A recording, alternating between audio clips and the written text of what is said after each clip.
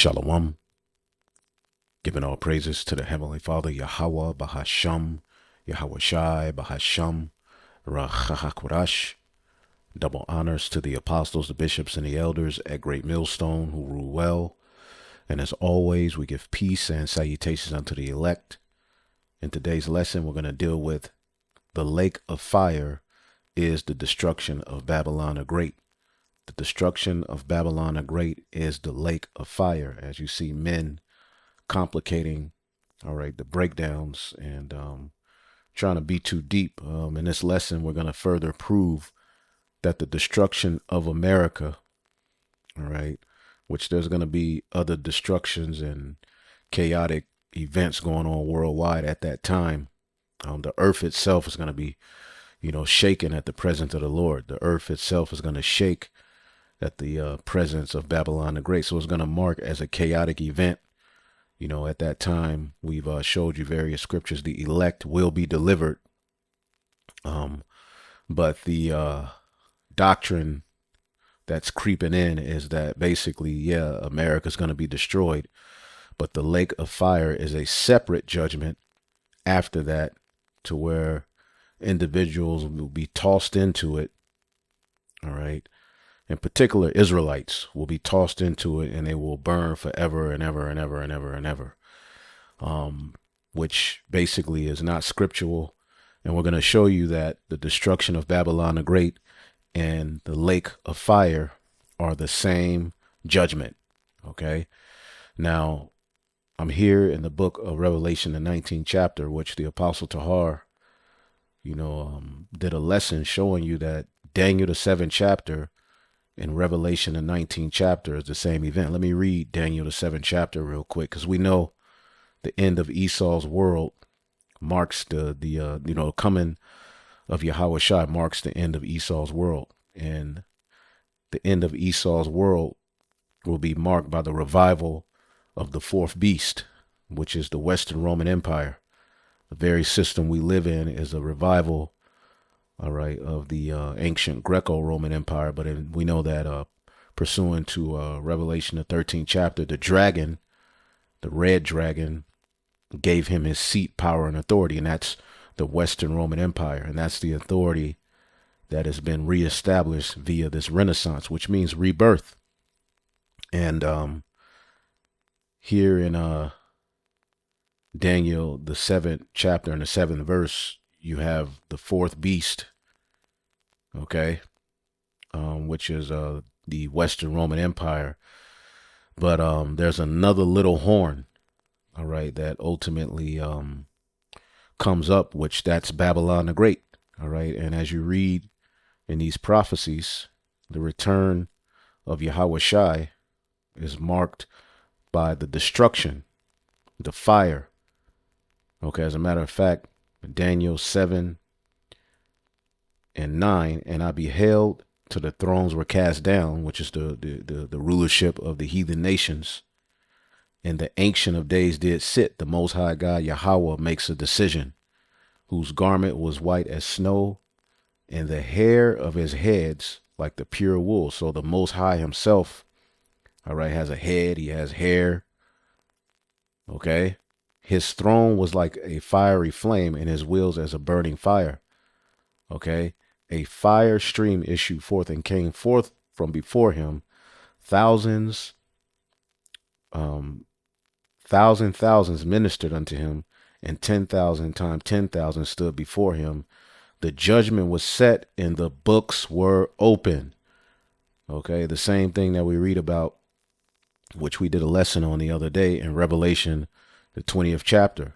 The books being open. Let's get that in Revelation, the 20th chapter, where it talks about the books being open.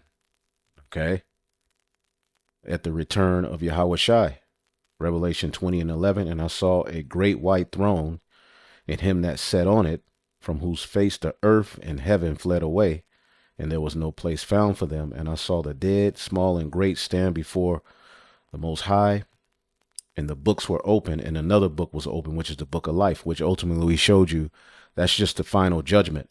It's not like at this time, the Most High is gonna you know, have a book and, people are just going to be standing before him. Basically, the book represents whatever your judgment, which was given unto you from the foundation of the earth, is. You'll get it. Now, when you go back to Daniel 7, all right, remember the Most High, okay, ascending Yahweh Shai, judgment time. All right. And as you read Daniel 7:11, it says, and I beheld then because of the voice of the great words which the horn spake, Babylon the Great. You hear their pride even now, right? I beheld even till the beast was slain and his body destroyed and given to the burning flame. See that? And that ultimately is marked by the coming of Yahweh Shai. Okay. Now, getting back to the point here in Revelation, the 19th chapter, Salakia. Let's get Revelation, the 19th chapter, because at Yahweh Shai's return, he's coming to make war. Okay, he's coming to make war, and when he comes, we know that, Esau and his armies are going to fight, okay, against the second coming of who the world ignorantly calls Jesus Christ. This is Revelation 19:19, and I saw the beast and the kings of the earth and their armies gathered together to make war against him that sat on the horse and against his army. So again, this is the war in heaven. It's time for you Israelites to throw the mythology and the fables away. The men of the Lord are here giving you the understanding. Okay, there is no war that's going to take place in the spiritual realm. The scriptures, all right, tell us, even in our prayer, we want the environment on earth to be as it is in heaven. Okay, the earth is out of order. The heavens are completely in order. We seek to bring the order of the heavens to the earth.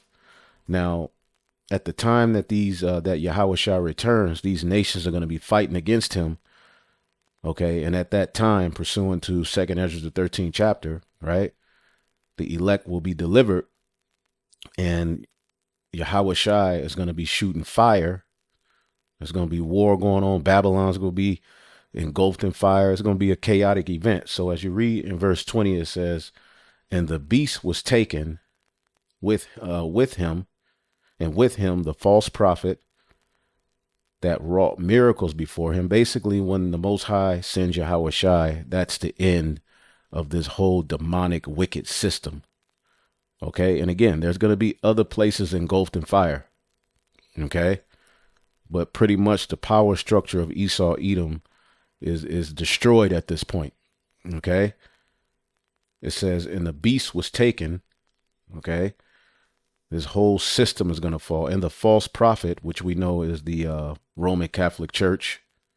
Okay, but they're all in cahoots, that wrought miracles before him, with which he deceived them that received the mark of the beast. See that? And them that worshipped his image, these both were cast alive into a lake of burning fire with brimstone. Okay, so the lake of fire is burning with brimstone. Keep that in mind. All right, so let's go to the book, all right, of Jeremiah. All right, let's see here. Jeremiah 50:35. It said, a sword is upon the Chaldeans, said the Lord, and upon the inhabitants of Babylon, and upon her princes, and upon her wise men. All right, so as you jump down, just to get to the point, all right, I start at 38. A drought is upon her waters. This is speaking of Babylon the Great, right? Because the Neo-Babylonian Empire didn't fall like this. And they shall be dried up, for it is the land of graven images. All of those idols, all of that wickedness, all that witchcraft, pharmakia. All right. And they are mad upon their idols. Therefore, the wild beasts of the desert with the wild beasts of the island shall dwell there, and the owl shall dwell therein, and there shall be, and it shall be no more inhabited forever, neither shall it be dwelt in from generation to generation. Okay, this is speaking of Babylon the Great. As God overthrew Sodom and Gomorrah and the neighboring cities thereof, saith the Lord, so shall no man abide there, neither shall any son of man dwell therein. So as the Lord God overthrew Sodom and Gomorrah, such shall Babylon the Great receive the same fate. So how was Sodom and Gomorrah destroyed? Okay, this is the book of Genesis 19 and 24. Then the Lord rained upon Sodom and Gomorrah brimstone and fire from the Lord out of heaven. He overthrew those cities and all the plain and the inhabitants of the cities and that which grew upon the ground. Okay. But his wife looked back from behind him and she became a pillar of salt. Okay. And we know in the book of Wisdom of Solomon, the 10th chapter, it lets you know that this is a monument. This is a memorial. This is a memory that eternally burns. All right. Although it's not physically burning, but it's an eternal memorial and memory. All right. To what happens, not only to those who do wickedness, but to those who look back. Okay. But as you can see here, the common theme is the Lord rained upon Sodom and Gomorrah brimstone and fire. So let's go back to Revelation, the 19th chapter. Okay. In the 20th verse. And the beast was taken, and with him the false prophet. They're all going to fall, that wrought miracles before him, with which he deceived them that had received the mark of the beast and them that worshipped his image. These both were cast alive. See, they're going to be alive into a lake burning with brimstone. See that? Brimstone. Okay. Let's get the book of Isaiah, the 34th chapter, which Deacon Hakah and, Hassad are of the opinion that this is actually speaking of the land of Basra, which we did a video showing you we're going to inhabit via, the Obadiah. We're going to inhabit the cities and the territory of Edom, which is a very important territory to inhabit as a king, as a ruler. Okay, so that land is going to be inhabited. That land is going to be inherited, all right, by the children of Israel to enlarge their borders, right? But Basra, which we did a video, if you've been watching, all right, Basra symbolizes America. This is Isaiah 34 and 5. For my sword shall be bathed in heaven. Behold, it shall come down upon Idumea and upon the people of my curse to judgment. The sword of Yahweh is filled with blood. All right. And it ain't too many Edomites over in the literal landmass of Basra right now. You got Arabs, other heathens, some Edomites, but Esau dwells here. Okay. This is where the bulk of them are at, right here in the Americas. All right. And, Esau's everywhere, but this is the great judgment associated with Esau's fall is the destruction of America, which is likened unto Basra. Okay. It says the sword of the Lord is filled with blood. It is made fat with fatness, and with the blood of lambs and goats, with the fat of the kidneys of rams, saith the Lord. For the Lord hath the sacrifice in Basra. Okay. In a great slaughter in the land of Idumea. That symbolizes Babylon the Great. And we're going to prove to you that. All right. And the unicorn shall come down with them, and the bullocks and the bulls and the ass and the lamb shall be soaked with blood, and their dust made fat with fatness. So it's going to be a great slaughter in that land, America. For it is the day of Yahweh's vengeance and the year of the recompenses of the controversy of Zion, for the controversies of Zion. As it says in the book of Baruch, miserable are the cities which thy sons and daughters served. Okay. It says, and the streams thereof shall be turned into pitch, and the dust thereof into brimstone, and the land thereof shall become a burning pitch. Let's get this in the NLT. As a matter of fact, let's just do it here. All right. Just follow the logic. The streams of Edom will be filled with burning pitch. The ground will be covered with fire. See that? And it is that brimstone is there. Okay. Which is the lake of fire is likened unto brimstone. It says, this judgment on Edom will never end. The smoke of its burning will rise forever. And we know that the Edomites are eventually going to go into captivity. So it's not like they're going to be tormented in fire forever and ever and ever and ever and ever. The elites will scurry into the bunkers, right? And they will be the first fruits of slavery. But even these Edomites that burn here in Babylon and certain parts of the earth, you know, they're not going to burn forever. Okay, it says the land will lie deserted or deserted from generation to generation. No one will live there anymore. And again, this is speaking of the same judgment we read about with Babylon the Great. All right, Jeremiah 50 and 39, and the wild beast of the desert and the wild beasts of the island shall dwell therein, and the owls shall dwell therein, and there shall be no more inhabited forever. Neither shall it be dwelt in from generation to generation.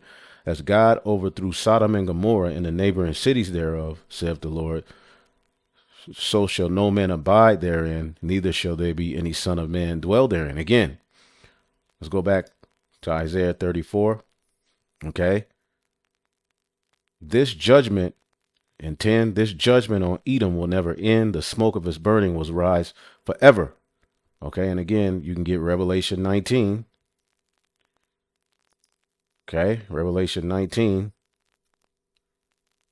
and 2, for true and righteous are his judgments, for he hath judged the great whore which did corrupt the earth with her fornication, and hath avenged the blood of his servants at her hand.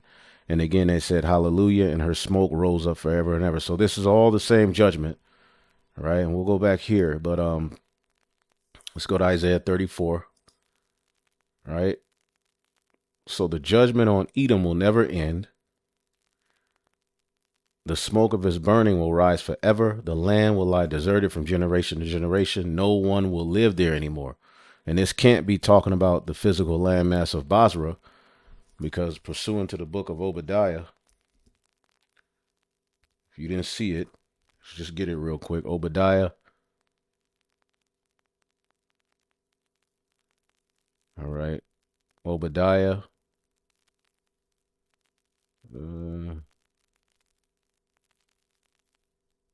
Verse 19, then my people living in the Negev will occupy the mountains of Edom. Those living in the foothills of Judah, all right, will possess the plains of the Philistines. So we're going to be occupying the mountains of Edom, which Basra is over there. The King's Highway, all of that. We're going to be occupying that just as our King David did, all right, and Solomon. We're going to inherit those territories. So this here is not speaking of Basra. Okay, you idiots, man. Okay, you guys causing this confusion. And again, the lake of fire is not separate from this judgment we're reading. Okay, the land will lie deserted from generation to generation. No one will live there anymore. It will be haunted by the desert owl and by the screech owl and the great owl and the raven, for God will measure that land carefully. He will measure it for chaos and destruction. Okay, this is the modern day Tophet. Let's get that. Isaiah 30 and 33. For Tophet is ordained of old. Yeah, for the king it is prepared. He hath made it deep and large. The powder of his fire and much wood. The breath of the Lord like a stream of brimstone doth kindle it. See that? In Tophet. Okay. All right. The path. All right. All right. It says place of fire. A place in the south end of the valley of Hinnom, south of Jerusalem. What is the valley of Hinnom? Let's type in Hinnom. All right.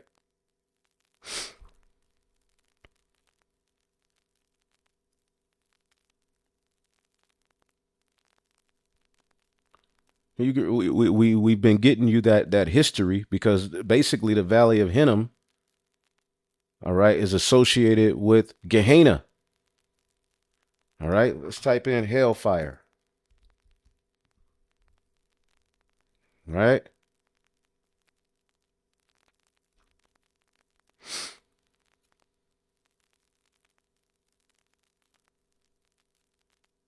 Matthew 18:9.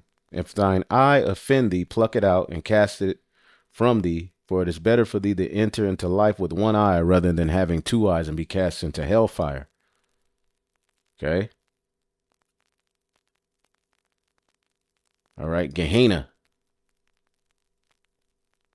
All right. Gehenna. All right. Which describes a future judgment associated with how Gehenna was. It was perpetually burning bodies. All right. Worms feasting on dead bodies. All right. And the places where the fire didn't get to, the worms would feast on dead bodies, man. Okay. It says hell is the place of a future punishment called Gehenna. All right. Which that's the lake of fire, man. This was originally the valley of Hinnom, south of Jerusalem. Okay. Where the filth and dead animals of the city were cast out and burned, a fit symbol of the wicked and their future destruction. A symbol. Okay, a symbol. Hanam. Okay, Hanam means lamentation. Okay, so it's going to be a lot of lamentation. Okay. The hill of evil counsel. All right, but again, what do we read in Isaiah? Tophet is a place of fire, man. All right, a place of fire, man. Associated with the valley of the son of Hinnom, which is Gehenna. So again, this is a particular place on earth that's going to be destroyed. Okay. Esau is the modern day Assyrian. Okay. But again, Tophet is ordained of old. So the Lord have ordained this place for a complete and utter fire, man. With brimstone. See that? With brimstone.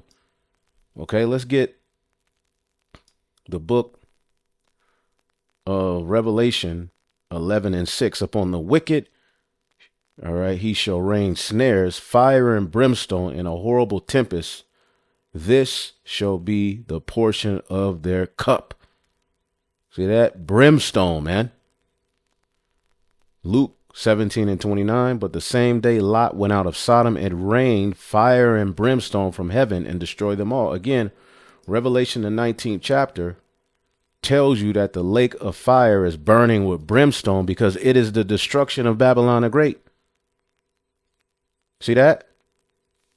Synonymously, the armies of the heathen are going to be destroyed wherever they are. And a remnant were slain with the sword of him that sat on a horse, which sword proceeded out of his mouth, and all the fowls were filled with their flesh. So as you go up, okay, when Yahushua returns with the angels, okay, Michael being one of the high-ranking members in that military, Revelation 19:15, out of his mouth, it started in 14, and the armies which were in heaven followed him upon white horses, clothed in fine linen, white and clean, and out of his mouth goeth a sharp sword, that with it he shall smite the nations, and he shall rule them with a rod of iron, and he treaded the winepress with the fierceness of the wrath of the Almighty God. He treaded the winepress, which can be associated with Isaiah, the 63rd chapter. Okay. Isaiah 63:1. Who is this that cometh from Edom with dyed garments from Basra? That is that is glorious in his apparel, the chariots traveling in the greatness of his strength. I that speak in righteousness, mighty to save. See that? Wherefore art thou red in thine apparel, which is symbolizing the destruction. He's not going to get blood on him. Yahushua, come on now. But it's symbolizing the great slaughter. And thy garments like him that treadeth in the winefat. I have trodden the winepress alone, and of the people there was none with me, because he's going to deliver his elect from it. All right, everybody else is subject to judgment. Those who stay alive will scurry to wherever they scurry to. For I will tread them in my anger and trample them in my fury, and their blood shall be sprinkled upon my garments, and I will slain all my raiment. For the day of vengeance is in my heart, and the year of my redeemed is come. Okay. And it's not like Yahweh Shah is going to come back. Let's get Isaiah 9 and jump off the chariot with a physical sword. All right. Isaiah 9 and 5. For every battle of the warriors with confused noise and garments rolled in blood, but this shall be with burning and fuel of fire. Fuel of fire. See that? It's going to be with fuel of fire, man. So you people don't know what you're talking about. And that's associated with the great judgment of Babylon the Great, which is going to be destroyed. All right. Isaiah 13 and 19. In Babylon, the glory of kingdoms, the beauty of the Chaldeans' excellency shall be as when God overthrew Sodom and Gomorrah. And that was by brimstone, fire and brimstone. Okay. It shall never be inhabited, neither shall it be dwelt in from generation to generation. Neither shall the Arabian pitch tent there. You see? And again, it's going to be a chaotic event, man. But the wild beasts of the desert shall lie there, and their houses shall be full of doleful creatures, and owls shall dwell there, and satyrs shall dance there. This is eventually when the smoke, when the fire, society is going to be just inhabited. Pretty sure it's going to be smoke over it. It's going to be a eerie, creepy place, but it's going to be a memorial for remembrance of what happened, all right, to this place that greatly rebelled against the Lord, man. Okay, and all the souls tied to the judgment of Babylon the Great and the judgment that took place that weren't beamed up. You Israelites, all right, you're always going to be tied to this. Okay? And the wild beasts of the island shall cry in their desolate houses, and dragons in their pleasant palaces, and her time is near to come, and her days will not be prolonged. See, this is going to be a chaotic event. Okay? But for some reason, it's not enough for Jake. They want after this, instead of what the Lord prescribes to happen after this, which is eventually New Jerusalem comes down and sets up order, purge out the rebels that are around. Jake wants a hell, like a big river full of fire where people are just tormented forever. Nah, man. Jeremiah 50:46. At the noise of the taking of Babylon, the earth is moved, and a cry is heard among the nations. The earth is going to be moved. Okay, Isaiah 24. All right, Isaiah 24. Let's see here. Man, for all of that wickedness, man. In 19, the earth is broken down utterly. The earth is clean dissolved. The earth is moved exceedingly. The earth shall reel to and fro like a drunkard, and shall be removed like a cottage, and the transgression thereof shall be heavy upon it, and it shall fall and not rise again. Esau's world is done at the return of the Lord, man. And as you keep reading, those who were on high, the elite, okay, they're going to be gathered together eventually, because Revelation 6 tells you at that great destruction, they're going to go into the bunkers. Now, let's get Habakkuk, the 3rd chapter. This is how the Lord is going to deliver his people. Okay?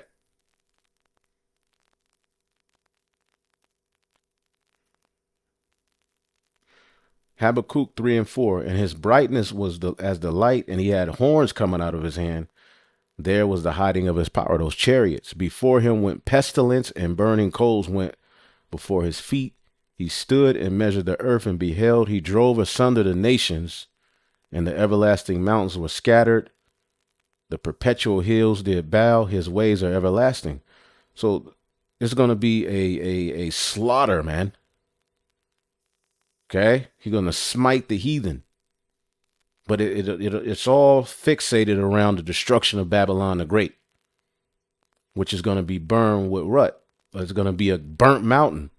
Jeremiah 51 and 25. Behold, I am against thee, saith the Lord, O destroying mountain, saith the Lord, which destroyed all the earth. I will stretch out my hand upon thee and roll thee down from the rocks, and I will make thee a burnt mountain. See that? A burnt mountain, man. Okay? This is the legacy, all right, of coming from Babylon. Verse 37, and Babylon shall become heaps, a dwelling place of dragons, and astonishment and hissing, without an inhabitant. See that? So this is the same judgment that we've been reading about, all right, up on Edom, Basra. It's Babylon.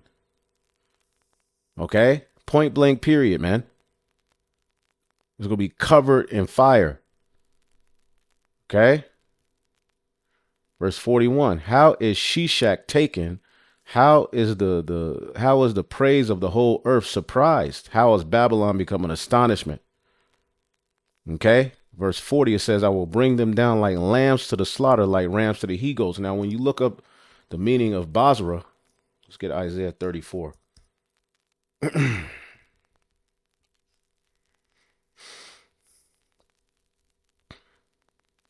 Isaiah 34 and 6. Let's look up Basra.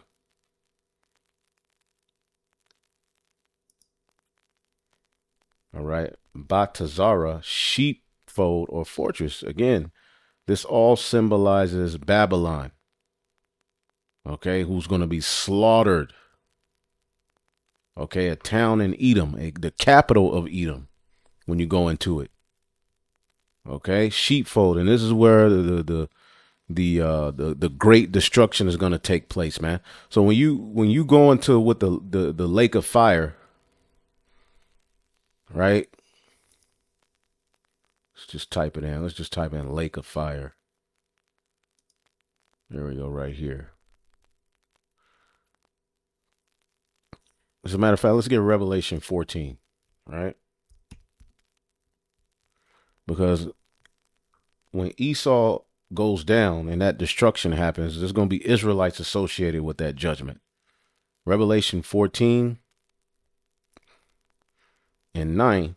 And the third angel followed him, saying with a loud voice, if any man worship the beast in his image and receive his mark in his hand or in his forehead, the same shall drink of the wine of the wrath of God, which is poured out without mixture into the cup of his indignation, and he shall be tormented with fire and brimstone. See, this is talking about America's destruction right here.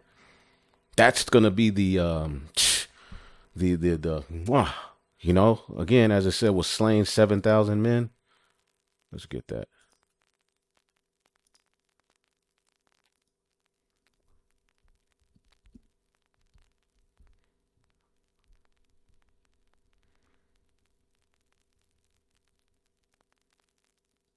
Boom. Revelation 11 and 12. And they heard a great voice from heaven saying unto them, come up hither. And they ascended up into heaven in a cloud, and their enemies beheld them. And in the same hour, there was a great earthquake, because what is going to be the Babylon is going to fall. The scriptures, we showed you the precepts, and there's more. And the 10th part of the city fell, Babylon, the zip code 0 to 9. And in the earthquake were slain 7,000 men, and the remnant were affrighted and gave glory to the God of heaven. So that 7,000 is symbolizes a complete number of people, all right, that are going to be in the lake. Okay, it's going to be the heathen. It's going to be the Edomites. It's going to be the other heathen. It's going to be Israelites. Jake, the 2/3, right? It says, and they shall be tormented with fire and brimstone in the presence of the holy angels and in the presence of the Lamb, because pursuant to Psalms 91,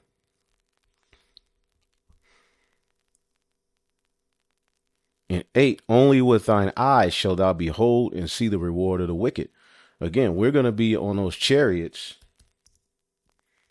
looking down at this judgment. Okay? Revelation 15 and 2. And I saw, as it were, a sea of glass mingled with fire. Okay, so we're going to be on the chariot, but we're going to be able to look down and see. We're going to have new bodies. It ain't like we're going to need binoculars. We're going to be passing each other binoculars. No, we're going to be able to look down and see the judgment. It's going to be like, whoa. And them that had gotten victory over the beast and over his image and over his mark. See, those who took it, we're going to be looking at their judgment. But it's the lake that burneth with fire. Okay. That's going to be America. Okay. And over the number of his name, and over the standing on the sea of glass. So we're going to be standing, and the way he's seeing it is the chariot, the floor of it is transparent. So we'll be able to look down at the wicked being destroyed. And we're going to be singing the song of Moses, which is what? Victory. Okay, just like when Pharaoh and his army was drowned in Egypt, all right, the Israelites sung victory, praises of victory. Even Miriam had a solo. We were happy. Well, how much more when we get delivered out of this place? All right, and the brothers and sisters from the different places surrounded about. So again, it's all the same judgment, man. Revelation 20:10, and the devil that deceived them was cast into the lake of fire and brimstone, where the beast and the false prophet are, and they shall be tormented day and night forever. And again, when you look up this word forever, all right, because how are we going to put them in captivity if they burn it forever? How are they going to learn the laws if they burn forever? Okay, forever. Okay, aeon. Forever, unbroken age, perpetuity of time. What does perpetuity mean?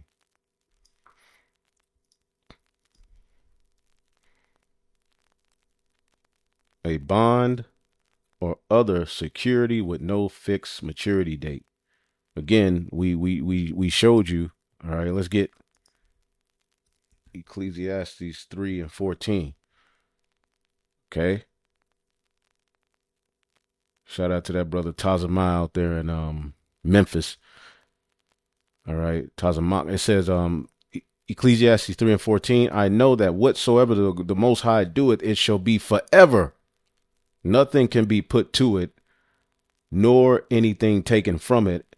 And God doeth it, in all right, that men should fear before him. So again, it could mean universe. It can mean a period of time. It can mean an age as well. See that? So forever and ever don't mean that people are going to be tormented. See, this is all symbolism. And again, it says, and death and hell were cast into the lake of fire. So if hell is the lake of fire, how is it? What does this mean? It's going into the end of Esau's world, man. The last enemy.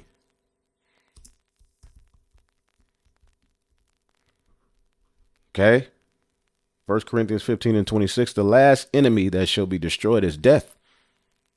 And that's fulfilled in us getting the new covenant. See, when that destruction happens, we go up into the chariot and get the new body. Death will no longer have any dominion over us. And death is fulfilled in Esau, the serpent. It is through his energy. It is through that old serpent that Eve and Adam, or Adam and Eve, sinned. And we have to deal with the flesh. We have to deal with death. We have to deal with all of this confusion. All of that is going to be cast into the lake of fire. Okay, this age is going to be done, right? And we get the new bodies, and then we're able to come to the earth in those new bodies. See that? So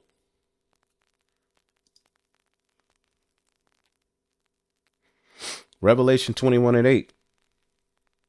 But the fearful and unbelieving and the abominable and the murderers and the whoremongers and the sorcerers and the adulterers and all liars shall have their part in the lake which burneth with fire and brimstone, which is the second death. So the lake that burneth with fire and brimstone is the second death. And that's the destruction of Babylon the Great. Okay, because how is Babylon the Great prophesied to be taken out? As Sodom and Gomorrah. How was Sodom and Gomorrah taken out? All right. It was rained upon it fire and brimstone. What is the lake of fire associated with? Fire and brimstone. See that? And 2/3 of our people are going to burn in that lake. Okay. Point blank period. And that is the second death. See that? Those who have the first resurrection will be saved from this chaotic environment. Okay, those who don't, okay, they will be a part of this judgment. And let's get Wisdom of Solomon 10 in the GNT to end it off. Wisdom of Solomon 10 and 6. Wisdom rescued a righteous man while ungodly people were dying. You see that? And we are in the stead of Lot, which Lot was of the chosen lineage. He was a son of God. Okay. He was one of the sons of God. Okay. When he comes back as an Israelite. Okay. Which he's here today. Okay. It says he escaped the flames that destroyed the 5 cities. You can still see the evidence of their wickedness. The land there is barren and smoking, but is it literally smoking? All right. We know in Jude, it says Sodom and Gomorrah suffered eternal fire. The land there is barren and smoking. The plants bear fruit that never ripen, and a pillar of salt stands as a monument to one who did not believe. See, if you look back, the people of those cities ignored wisdom and could not tell right from wrong. This is where we are today. Not only that, but the remains of their cities still remind us of the foolish way they live, so that their failure can never be forgotten. But wisdom rescued her servant from danger. So again, whenever we see Babylon, right? As what they say, they're gonna hiss. Let's get that. Jeremiah 50 and 13. Because of the wrath of the Lord, it shall not be inhabited, but it shall be wholly desolate. Everyone that goeth by it shall be astonished and hiss at her plagues. So people are gonna always remember what happened there. It's going to remind us of the foolish way they lived. And in that sense, it's an eternal judgment.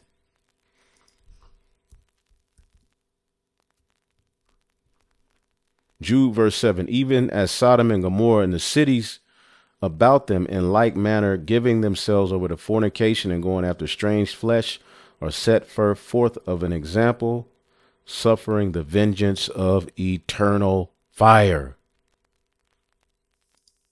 See that? A lot of you scoffers are going to be in that fire. And y'all are wrong. Y'all are wrong, man. The word eternal. Strong's G 166. Ionios. Ionios. Yeah, it says since the world began.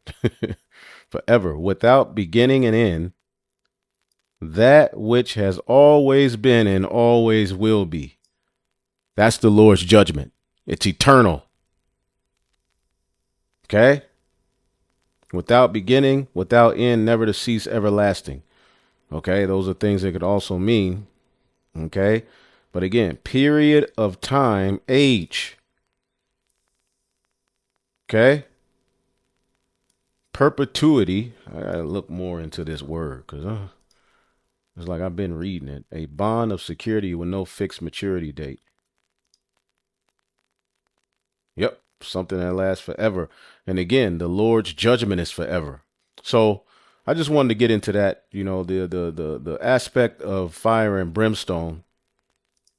Okay. Is you know, the missiles, the fire from the chariots. Okay. But it's the destruction of Babylon the Great. Okay. It's the destruction of Babylon the Great. Also, we know the land of Israel is going to be burning. Okay. But we'll leave it there, man. Hopefully I'll edify it. On to the next. Shalom.